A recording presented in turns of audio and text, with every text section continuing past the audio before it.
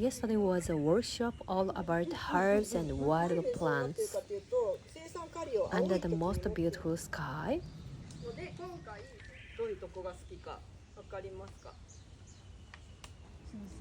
We made a bento box filled with fresh vegetables and hand-picked greens. They were absolutely delicious.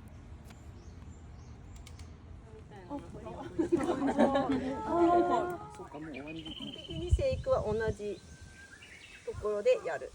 で、まあこういう低木類の I was so happy like a dream come true that the herb garden is finally finished. I really wanted to keep cooking lots of dishes using the herbs from here from now on.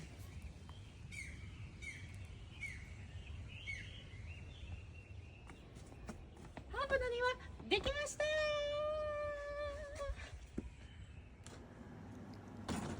Later that evening, I baked a traditional British dish, shepherd pie. Shepherd pie、イギリスの伝統的な夜ご飯を作りました。